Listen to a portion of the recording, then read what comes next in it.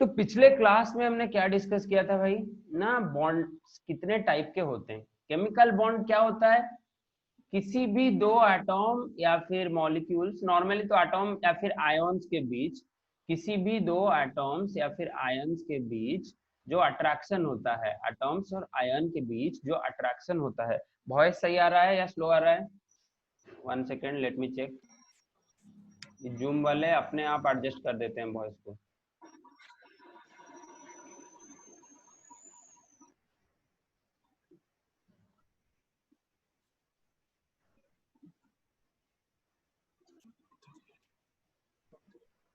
ओ, slow करवा दिया। अभी अभी सही आ रहा है वॉइस?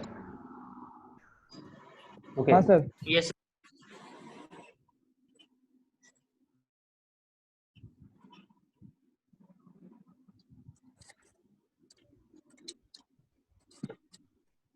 तो पिछले क्लास में हमें बॉन्ड्स में क्या पढ़ा था ना, कुछ बॉन्ड होते हैं स्ट्रॉन्ग बॉन्ड होते हैं जिन्हें तोड़ने के लिए हमें ज्यादा एनर्जी चाहिए और फॉर्म करने के लिए भी हमें ज्यादा एनर्जी चाहिए होता है। और कुछ बॉन्ड्स होते हैं वीक बॉन्ड होते हैं। अरे दो एटॉम या फिर दो आयन्स के बीच ही बॉन्ड होते हैं। ए आयन होगा, ए प्लस और बी माइनस, इन दोनों के बीच भी बॉन्ड बन सकता है ए बी। और दो एटॉम्स ए और बी के बीच भी एक बॉन्ड बन सकता है ए बी। पर ये बॉन्ड क्या होगा, स्ट्रॉन्ग भी हो सकता है, वीक भी हो सकता है। अगर स्ट्रॉन्ग हुआ तो उसका एवरेज एनर्जी, उस बॉन्ड को तोड़ने का एवरेज एनर्जी क्या होगा ना, 200 किलो जूल पर मोल। किलो जूल समझ रहे हो ना? अरे एनर्जी का यूनिट जूल्स, किलो जूल्स। हाँ, फिर हाँ अगर सर। वीक बॉन्ड हुआ तो उस बॉन्ड को तोड़ने के लिए हमें एनर्जी चाहिए 2 से लेकर 42 किलो जूल्स पर मोल तक।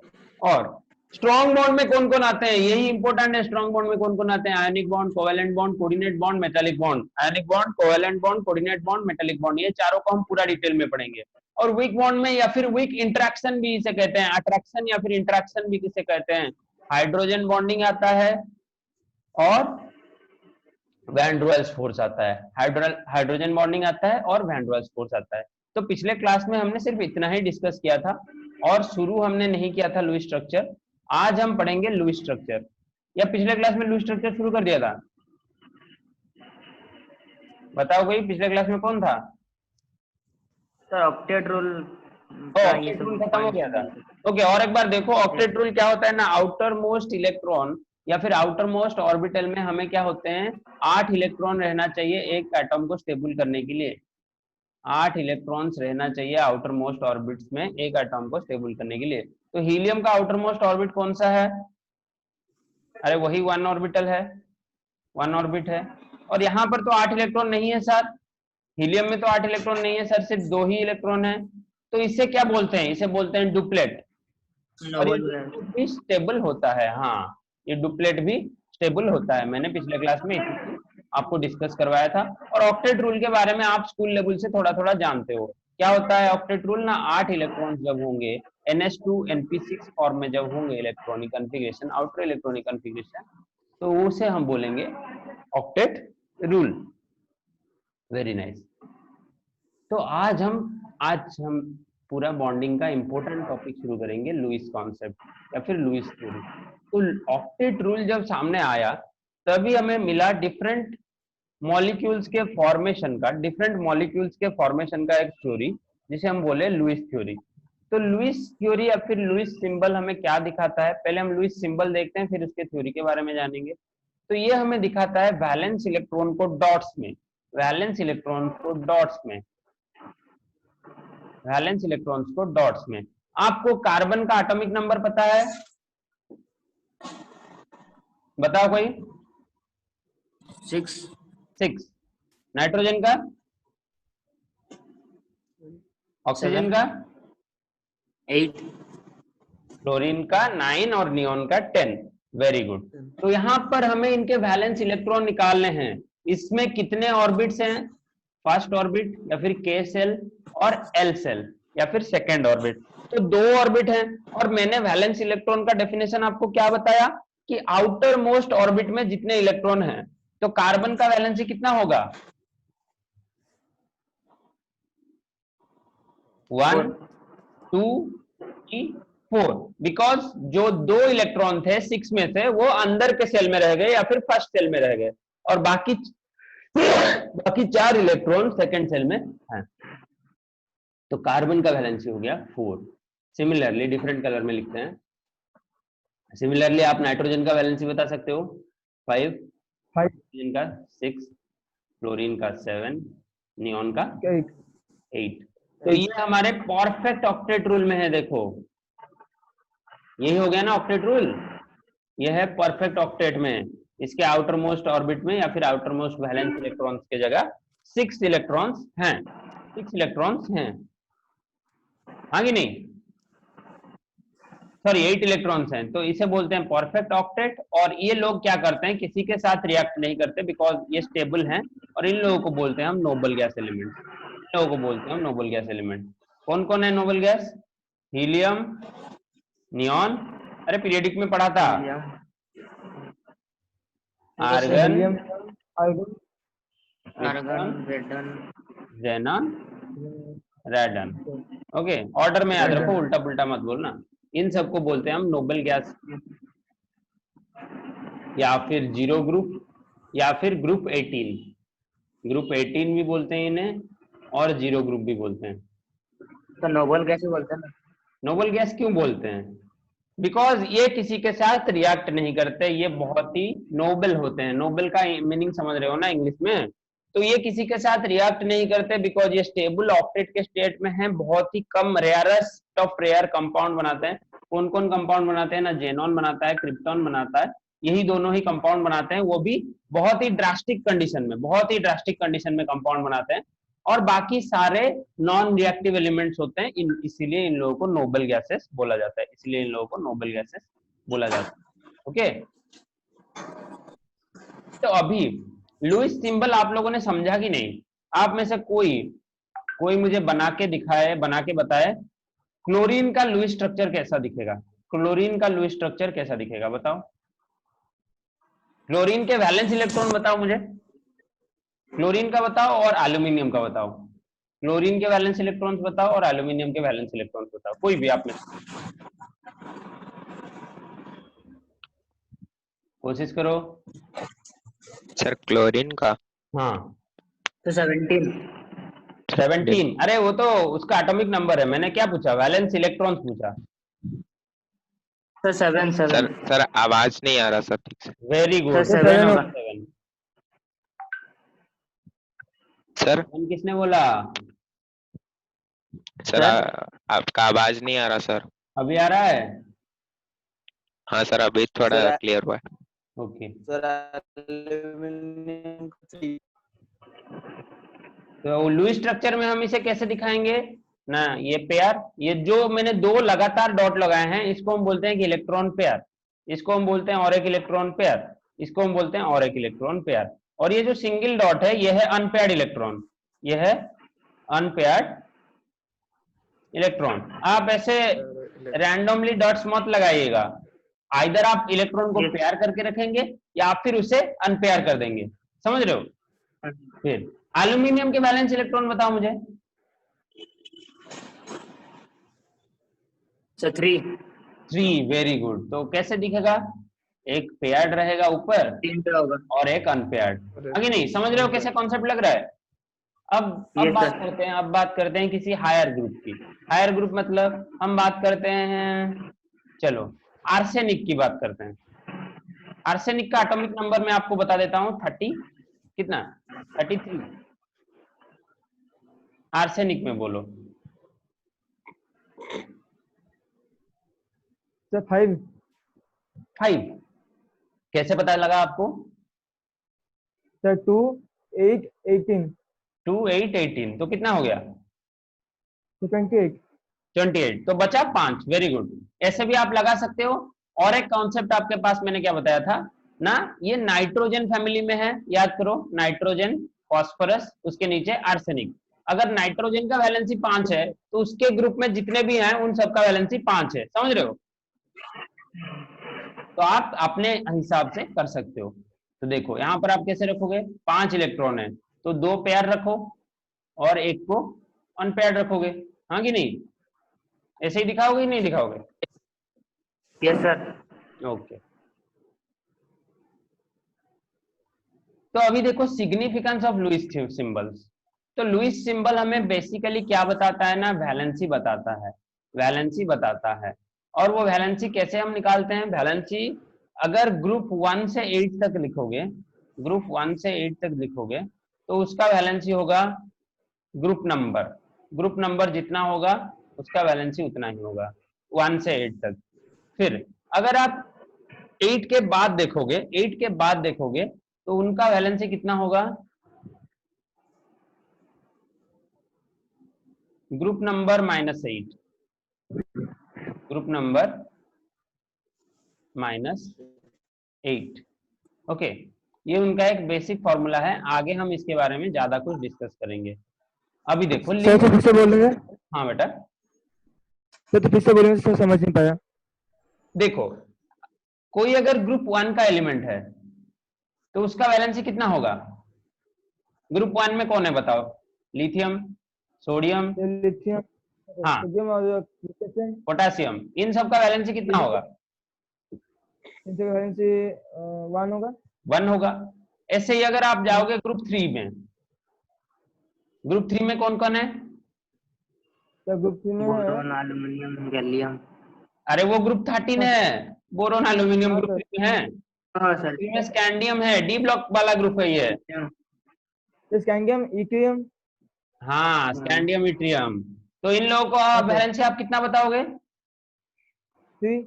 3 बताओगे। कैसे आपको पता चला ना? आप ग्रुप नंबर देख के जान सकते हो, ग्रुप नंबर देख के जान सकते हो। Okay, yes sir.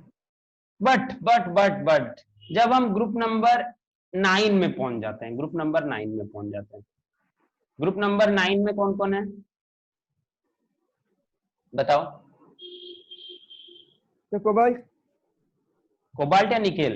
अच्छे से देखो, सर कोबाल्ट है। कोबाल्ट है। ओके, हाँ सर, कोबाल्ट, तो फिर ग्रुप रोडियम नंबर और 10 में निकेल जो, होगा। हाँ, ग्रुप 10 में निकेल होगा।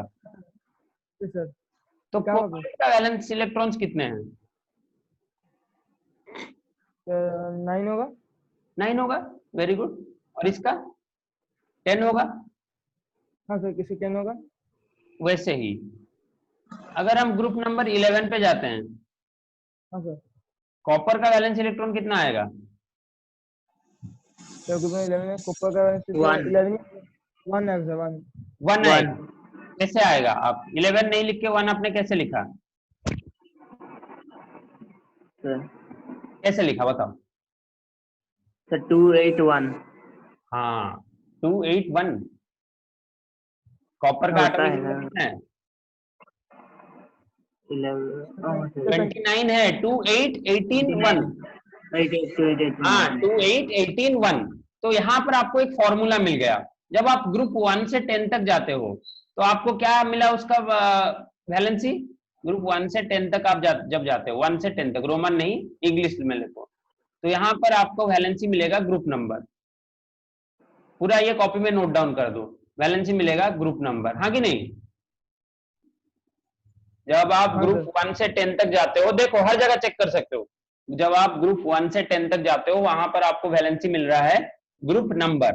पर जब हम ग्रुप 11 से 18 तक जाते हैं, जब हम ग्रुप 11 से 18 तक जाते हैं तो वहां पर हमें वैलेंसी क्या मिलता है? ग्रुप 11 से 18 तक जाते हैं तब वहां पर हमें वैलेंसी का फॉर्मूला क्या मिलता है? Group number minus, group number minus कितना? 10 या 8? बैलेंस। ग्रुप नंबर -10 हो रहा है। देखो जब हम 11th ग्रुप का निकालते हैं तो हमें कितना माइनस करना पड़ता है? 10 माइनस करना पड़ता है कॉपर के लिए। फिर जिंक के लिए कितना माइनस करना पड़ता है? 10 माइनस करेंगे तो 2 आएगा। उसके बाद 13 ग्रुप में एल्यूमिनियम के लिए 10 माइनस करेंगे तो 3 आएगा। तो ग्रुप नंबर -10 होगा। करेक्शन कर दो, -8 नहीं होगा, -10 होगा। समझो? वेरी गुड क्वेश्चन बेटा। आपका डाउट क्लियर हुआ? हाँ सर, ओके, तो अच्छे से। ओके बेटा, तो इसे नोट डाउन कर दो। ग्रुप नंबर 1 से 10 तक जब जाएंगे तो वैलेंसी होगा ग्रुप नंबर के इक्वल, और जब हम ग्रुप नंबर 11 से 18 तक जाएंगे तो वैलेंसी होगा ग्रुप नंबर -10। और ये हर जगह के लिए ट्रू है।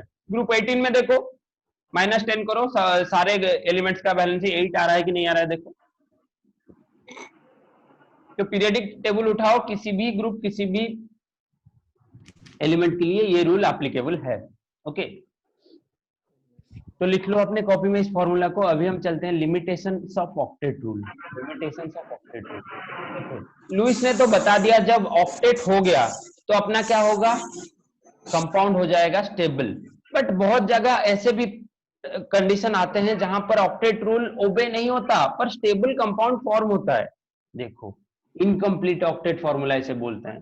सम स्टेबल कंपाउंड्स और molecules are there in the nature which don't have octet rule, which don't satisfy the octet rule, या फिर जिनके पास वैलेंस शेल में 8 इलेक्ट्रॉन नहीं है, जैसे कि BeF, बेरिलियम। बेरिलियम का एटॉमिक नंबर कितना है? बेरिलियम का एटॉमिक नंबर कितना है भाई? 4 तो वैलेंसी कितना होगा? 2 वेरी गुड। तो यहां पर देखो, बेरिलियम 2 फ्लोरीन के साथ कंबाइन कर रहा है। ऐसे यहां पर एक बॉन्ड बनाया और ऐसे यहां पर इस फ्लोरीन के साथ एक बॉन्ड बनाया। तो इसके अभी बॉन्ड बनाने के बाद इस बेरिलियम के पास कितने इलेक्ट्रॉन हो गए? अरे फ्लोरीन के साथ इलेक्ट्रॉन शेयर करने के बाद इसके पास कितने इलेक्ट्रॉन हो गए?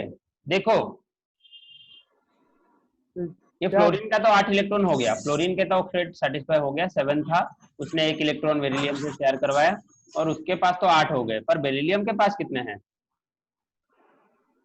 अरे गिनो बेरिलियम का इलेक्ट्रॉन, खुद नहीं गिन पा रहे हो। 1 2 3 4, तो 4 इलेक्ट्रॉन हो गए बॉन्ड बनाने के बाद भी। बट ये कंपाउंड स्टेबल है, ये मॉलिक्यूल स्टेबल है। बट यहाँ पर ऑक्टेट रूल क्या सेटिस्फाई हो रहा है? नहीं हो रहा है। तो इसी केस को हम बोलते हैं इनकम्प्लीट ऑक्टेट। तो ये है लुईस थ्योरी का लिमिटेशन। लुईस थ्योरी ने बताया कि भाई हर जगह ऑक्टेट रूल सेटिस्फाई होना जरूरी है अगर आपको स्टेबल कंपाउंड या फिर स्टेबल मॉलिक्यूल चाहिए। बट बेरिलियम इसे डिस्कार्ड कर रहा है। सिमिलरली बोरोन भी इसे डिस्कार्ड करेगा, लिथियम भी डिस्कार्ड करेगा, एल्यूमिनियम भी डिस्कार्ड करेगा, बेरिलियम भी डिस्कार्ड करेगा। अब आप एल्यूमिनियम का केस देखिए। एल्यूमिनियम का वैलेंसी मुझे कितने बताया आपने? एल्यूमिनियम का वैलेंसी कितना बताया था आप लोगों ने? 3। तो वो 3 क्लोरीन के साथ बॉन्ड किया, ऐसे कुछ। क्लोरीन का तो वैलेंसी कंप्लीट हो गया, क्लोरीन को तो 8 मिल गए। जब उसने एल्यूमिनियम का 1 इलेक्ट्रॉन शेयर कराया खुद के साथ, क्लोरीन को तो 8 मिल गए। क्लोरीन को कोई टेंशन नहीं, बस इस एल्यूमिनियम का हमें टेंशन है। क्या हो गया? इस एल्यूमिनियम के पास अभी कितने इलेक्ट्रॉन है, गिनो।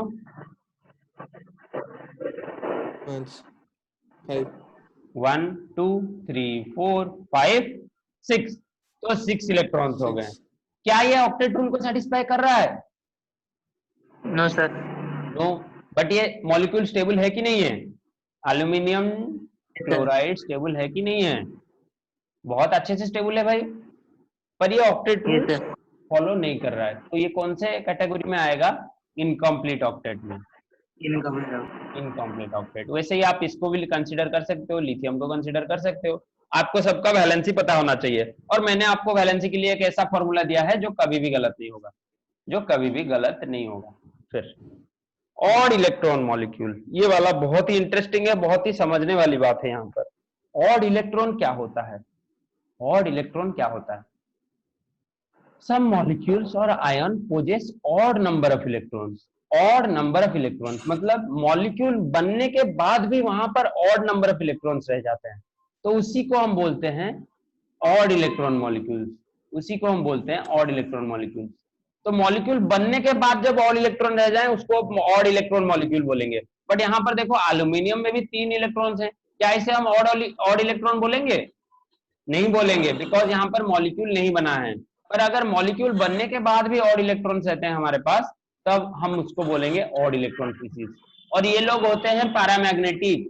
पैरामैग्नेटिक मतलब ये मैग्नेट के साथ अपना बिहेवियर दिखाते हैं, मैग्नेटिक बिहेवियर दिखाते हैं, मतलब मैग्नेटिक नेचर के होते हैं। सर तो फिर से बोलेंगे? हाँ बेटा। तो जो ऑड इलेक्ट्रॉन मॉलिक्यूल से मैं अच्छे से समझा नहीं, अच्छे से समझा नहीं? अच्छे से नहीं समझा सर। हाँ समझा रहा हूँ, सुनो। ओके, तो जिस मॉलिक्यूल में बाहर होगा 8 इलेक्ट्रॉन, सॉरी ऑड इलेक्ट्रॉन होगा, तो उसको हम बोलेंगे ऑड इलेक्ट्रॉन स्पीसीज। जैसे हमें यहाँ पर 2 एग्जाम्पल दिए गए हैं, इसको हम अच्छे से समझ लेते हैं तो हमें समझ आ जाएगा। पहले मैं देखता हूँ, नाइट्रोजन है सेंट्रल एटॉम और उसका बॉन्ड बना है ऑक्सीजन के साथ, उसका बॉन्ड बना है ऑक्सीजन के साथ। तो नाइट्रोजन का वैलेंसी कितना है, कौन बताएगा? 5। Very good, 5। तो ऐसे आप उसको बना दो, 1 2 3 4 5। फिर ऑक्सीजन का वैलेंसी कितना है? 6 4 6 6 6 6 6। सर 6। तो यहाँ पर ये दोनों बॉन्ड बनाए, बॉन्ड बनाए मतलब क्या, ये दोनों इलेक्ट्रॉन इसका भी हो गया और ये दोनों इलेक्ट्रॉन ये ऑक्सीजन का भी हो गया। तो ऑक्सीजन का देखो ऑक्टेट सेटिस्फाई हुआ कि नहीं हुआ?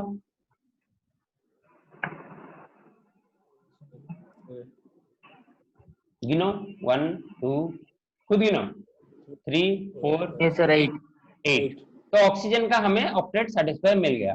पर यहाँ पर नाइट्रोजन का गिनो, नाइट्रोजन का बाउंड्री बना देता हूं मैं, गिनो गिनो गिनो गिनो, 1 2 3 4 5 6 7 7। तो ये वाला जो बच गया ना, ये वाला जो बच गया ना, इसी को हम बोलते हैं ऑड इलेक्ट्रॉन। अरे अकेला बच गया, इसको हम बोलते हैं ऑड इलेक्ट्रॉन। और इसी के वजह से आता है मैग्नेटिक बिहेवियर। एक अनपेयर्ड इलेक्ट्रॉन अगर आपके मॉलिक्यूल के अंदर घूम रहा है तो उसी की वजह से हमें आएगा मैग्नेटिक बिहेवियर। सिमिलरली आप इस तरफ और एक ऑक्सीजन लगा दो, इस तरफ और एक ऑक्सीजन लगा दो, फिर भी हमें नाइट्रोजन में और एक ऑड इलेक्ट्रॉन नहीं मिल रहा है क्या? अरे यही वाला ही बचेगा ऑड इलेक्ट्रॉन। तो NO या फिर NO2 में हमें ऑड इलेक्ट्रॉन देखने को मिलता है और ऑड इलेक्ट्रॉन के वजह से पैरामैग्नेटिक नेचर आता है। तो जिसका डाउट था क्लियर हो गया कि नहीं हो गया? अच्छे से हो गया, इसको क्लियर। ओके, तो आगे बढ़ते हैं। और क्या लिमिटेशन है ऑक्टेट थ्योरी का? और ऑड इलेक्ट्रॉन की वजह से पैरामैग्नेटिक बिहेवियर आता है, इसको आप अंडरलाइन कर दो कॉपी में, इसको आप अंडरलाइन कर दो। और स्ट्रक्चर बनाना है तो बना दो, NO2 का और NO का स्ट्रक्चर बना दो। ऑड इलेक्ट्रॉन कहां पर आता है ना, नाइट्रोजन के ऊपर एक ऑड इलेक्ट्रॉन आता है, उसको आप अपने कॉपी में दिखा दो।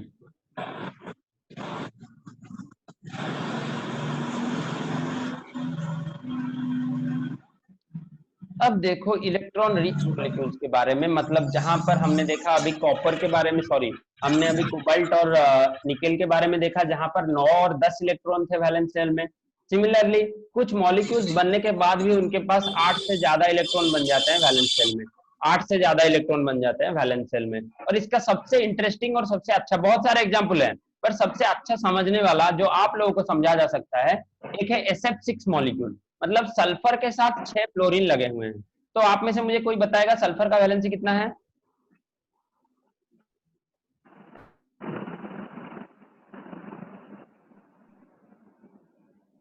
सल्फर का वैलेंसी कितना है? 6 वेरी गुड, बिकॉज ये ऑक्सीजन के फैमिली से है और इसका भी वैलेंसी 6 होगा। तो मैं सल्फर के इलेक्ट्रॉन्स को, सल्फर के वैलेंसी इलेक्ट्रॉन्स को क्रॉस मार के दिखाता हूं और फ्लोरीन के इलेक्ट्रॉन्स को हम डॉट मार के दिखाएंगे। इसे हम बोलते हैं डॉट क्रॉस मेथड। और ये देखो अदर एग्जांपल्स भी है इसके। पहले हम सल्फर वाले को समझ लेते हैं, बाकी आप सब खुद अपने कॉपी में ड्रॉ करना, बाकी आप खुद अपने कॉपी में ड्रॉ करना, सिर्फ वैलेंस इलेक्ट्रॉन लिखना है और बॉन्ड बनाना है। तो फ्लोरीन और सल्फर के बीच सिंगल बॉन्ड बनता है। आपको पता है फ्लोरीन के पास पहले से 7 इलेक्ट्रॉन है, अगर वो सल्फर के साथ एक भी इलेक्ट्रॉन शेयर कर लेता है, अगर वो सल्फर के साथ एक भी इलेक्ट्रॉन शेयर कर लेता है तो उसका ऑक्टेट क्या हो जाता है? क्या हो जाता है? ऑक्टेट फुलफिल हो जाता है या फिर सेटिस्फाई हो जाता है। बट यहाँ पर देखो सल्फर के इलेक्ट्रॉन्स कितने हो गए वैलेंस सेल में, अगर वो 6 फ्लोरीन के साथ SF6 बना लेता है तो उसके वैलेंस सेल में कितने इलेक्ट्रॉन हो गए? देखो गिनो गिनो, खुद गिनो, डॉट्स को भी गिनना है सल्फर की तरफ और क्रॉस को भी गिनना है। देखो 12 इलेक्ट्रॉन्स, तो इसे हम बोलते हैं इलेक्ट्रॉन रिच मॉलिक्यूल, या फिर हम बोलते हैं हाइपर ऑक्टेट, हाइपर ऑक्टेट हम इसे बोलते हैं, बिकॉज ये ऑक्टेट रूल से ज्यादा चढ़ जाता है भाई। और ये हो गया ऑक्टेट रूल का एक क्या ड्रॉबैक, बिकॉज ऑक्टेट रूल नहीं मानता ये। तो आपको मैं पूछता हूं कि IF7 में मुझे कितने इलेक्ट्रॉन मिलेंगे? बताओ मुझे IF7 में मुझे कितने वैलेंस इलेक्ट्रॉन मिलेंगे, बताओ, खुद बता सकते हो, जल्दी करो, IF7 खुद करो, 2 मिनट का टाइम मिल रहा है। आयोडीन का वैलेंसी कितना है?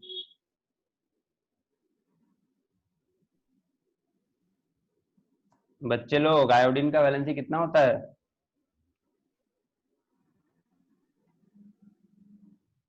7। 7। तो वो 7 फ्लोरीन के साथ लगा हुआ है, तो उसका टोटल वैलेंसी कितना आ जाएगा कंपाउंड बनने के बाद? टोटल नंबर ऑफ इलेक्ट्रॉन्स कितना आ जाएगा? खुद बना के देखो, खुद बना के देखो, मजा आएगा। 53 कितने? सर 53 53? 53 सर। क्या? स्मृति रंजन, जोर से बोलो। सर 53 53 इलेक्ट्रॉन्स कहाँ आ गए? 7 आयोडीन के 7 फ्लोरीन के 14 इलेक्ट्रॉन्स आ रहे हैं, आपका 53 कहाँ से आ गया? आपने एटॉमिक नंबर देख लिया क्या आयोडीन का? एटॉमिक नंबर मत देखिए भाई, हम इलेक्ट्रॉन्स की बात कर रहे हैं अभी। तो ऐसे ही आप H2SO4 को कंसीडर कर सकते हैं, PCl5 को कंसीडर कर सकते हैं। यहाँ पर आंसर आएगा 10। H2SO4 में आंसर आएगा अपना, देखिए ऑक्सीजन। सर IF7 में 14 आएगा क्या? हाँ, IF7 में 14 आएगा। 14। और और सर PF3 में सर 8 आएगा। PF3 में 8 आ रहा है, 8 इलेक्ट्रॉन्स आ हाँ रहे हैं। Sir, thank you. हाँ सर। तो ये तो नहीं हो गया इसके एग्जाम्पल में, इसको यहाँ से हटा दो, ये तो ऑक्टेट रूल में है। में है सर ऑलरेडी। हाँ, ऑक्टेट में है, इसको यहाँ पर क्यों रखेंगे हम? अरे देखो ओहो। कैसे बनेगा ना, यहाँ पर एक लोन पेयर रहेगा, और फास्फोरस का वैलेंसी कितना है? 5 है भाई, 5 है। तो यहाँ पर फ्लोरीन को क्रॉस में दिखाओ। आप ऐसे करना, एक को अगर डॉट में दिखा रहे हो, दूसरे को क्रॉस में दिखाना, आपको आसानी होगी। ओके, हाँ सर। पहचानने में कौन किसका इलेक्ट्रॉन है, नहीं तो चारों तरफ डॉट डॉट डॉट हो जाएगा, आप कुछ समझ नहीं पाओगे। तो यहाँ पर गिनो फास्फोरस का, 1 2 3 4 5 6 7 8। तो ये नहीं आ रहा है, ये यहाँ पर एक्सटेंडेड या फिर हाइपर ऑक्टेट में नहीं आ रहा है, बिकॉज इसके तो 8 ही इलेक्ट्रॉन है, तो ये ऑक्टेट रूल फॉलो कर रहा है। सिमिलरली H2SO4 में देखो, यहाँ पर सल्फर होगा सेंटर में, और H2SO4 का स्ट्रक्चर आपको अच्छे से पता होना चाहिए। ऐसे होते हैं 2 बॉन्ड, ऐसे होते हैं 2 बॉन्ड। सॉरी, मैं लुईस स्ट्रक्चर बनाना भूल गया, क्लियर करते हैं, लुईस स्ट्रक्चर बनाता है। तो सल्फर होगा सेंटर में, सल्फर होगा सेंटर में। फिर हमें क्या लिखना है ना, उसके वैलेंसी लिखना है। कितना है सल्फर का वैलेंसी? 6। 1 2 3 4 5 6। ओके, तो अभी हम क्रॉस में दिखाएंगे ऑक्सीजन और दूसरे लोगों को। तो यहाँ पर एक ऑक्सीजन बॉन्ड बना रहा है, कुछ ऐसा बना रहा होगा, और ऑक्सीजन का ऑक्टेट सेटिस्फाई हो रहा होगा ऐसे। ओके, सिमिलरली यहाँ पर और एक ऑक्सीजन डबल बॉन्ड बनाएगा सल्फर के साथ, तो कैसे शेयर करेगा? ऐसे शेयर करेगा। ऑक्सीजन का ऑक्टेट सेटिस्फाई हो रहा है, बट आपको किसका कंसीडर करना है? सल्फर का। और यहाँ पर एक OH बॉन्ड बनाएगा, OH में कौन बनाता है? ऑक्सीजन बॉन्ड बनाता है, और ऐसे आपका यहाँ पर हाइड्रोजन ऐसे लगा होता है। मैं डायरेक्ट OH दिखा देता हूँ, और यहाँ पर भी OH बॉन्ड बनाता है। तो ये हो गया H2SO4 का स्ट्रक्चर। आप अगर उसे नॉर्मली दिखाएंगे तो ये स्ट्रक्चर कुछ ऐसा दिखेगा, OH OH double bond O और डबल बॉन्ड O। समझ रहे हो? तो अगर हम इसे लुईस फॉर्म में बनाते हैं तो ये कुछ ऐसा दिख रहा है। पर यहाँ पर भी सल्फर का हमें गिनना आ सकता है, क्या वो होता है जो अपना आउटर इलेक्ट्रॉन्स। तो आज सिर्फ लुईस थ्योरी ही खत्म हो पाएगा, आपका क्लास का अभी 10 मिनट ही सिर्फ बाकी है। ओके, तो गिनो गिनो गिनो सल्फर का गिनो, 1 2 3 4 5 6 7 8 9 10 11 12। तो ये हो गया 12। तो ये हाइपर ऑक्टेट में आ रहा है कि नहीं आ रहा है? Yes sir. Very good. तो यहाँ से PF3 को हटा दो भाई, गलती से घुस गया वो यहाँ पर अंदर। यहाँ पर PF5 हो सकता है, PF5 हो सकता है, PF3 नहीं हो सकता है, समझ रहे हो? Yes sir.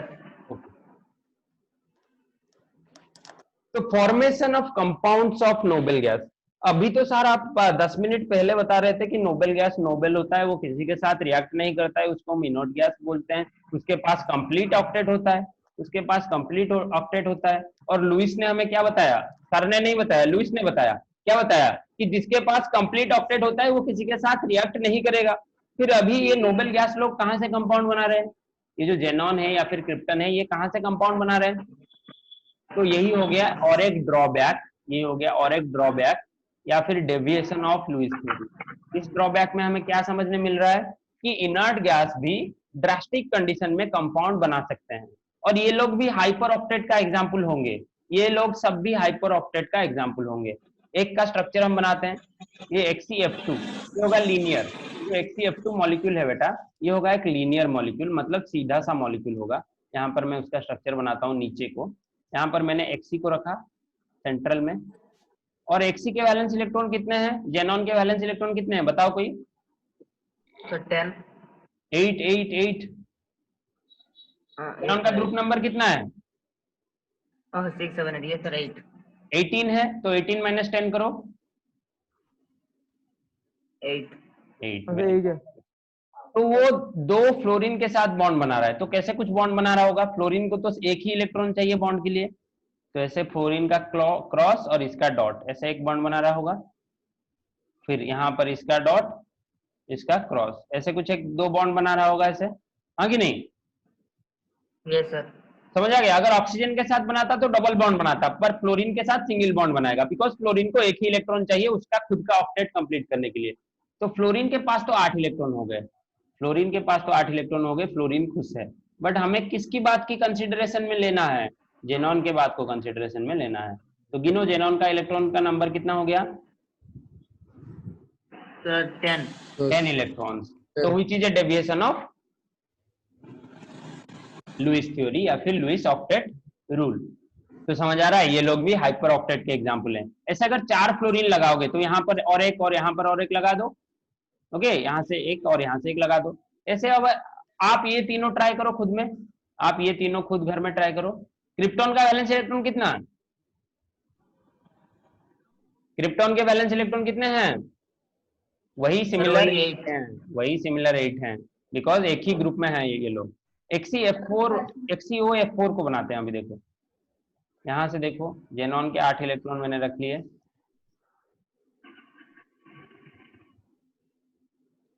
4 फ्लोरीन लगाना है, 1 ऑक्सीजन लगाना है, लगाते जाओ।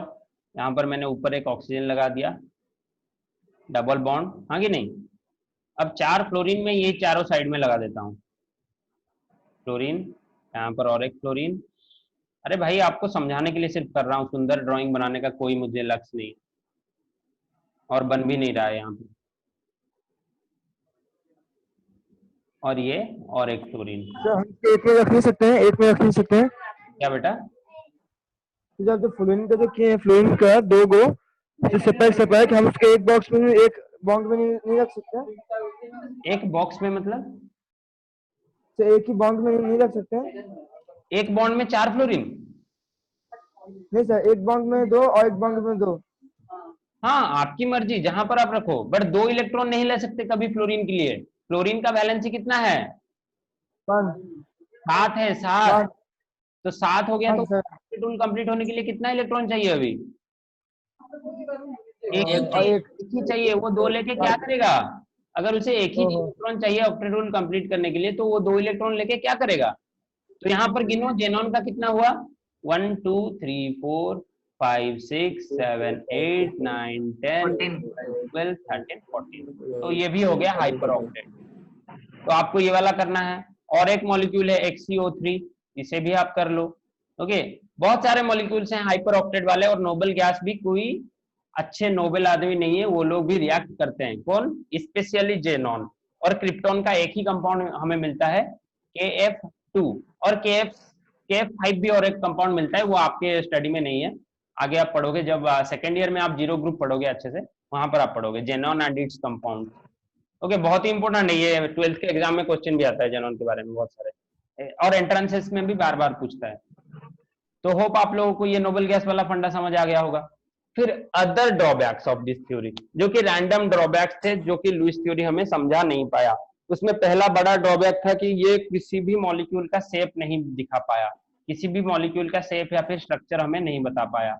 ये लिख लो, शेप या फिर स्ट्रक्चर हमें नहीं बता पाया। फिर किसी भी मॉलिक्यूल का ये स्टेबिलिटी नहीं बता पाया, कौन सा मॉलिक्यूल ज्यादा स्टेबल है, कौन सा कम स्टेबल है, रिलेटिव स्टेबिलिटी हो या फिर normally in the sense of stability, या फिर स्टेबलनेस, या फिर वो मॉलिक्यूल अपने रूम टेम्परेचर में बचेगा नहीं बचेगा, टूट जाएगा, उसके बारे में उसने कुछ नहीं बताया, सिर्फ एक ऊपर से हमें स्ट्रक्चर दे दिया मॉलिक्यूल का। फिर तीसरा पॉइंट उस लुईस थ्योरी में हमें क्या मिलेगा ना, तीसरा पॉइंट है it does not tell about the energy of exchange during the bond formation, या फिर इसे हम बोलते हैं जनरली बॉन्ड एनर्जी। तो लुईस थ्योरी बॉन्ड एनर्जी के बारे में भी कुछ नहीं बताता, लुईस थ्योरी बॉन्ड एनर्जी के बारे में भी कुछ नहीं बताता। तो ये हो गया लुईस थ्योरी के बहुत सारे ड्रॉबैक्स, बहुत सारे ड्रॉबैक्स।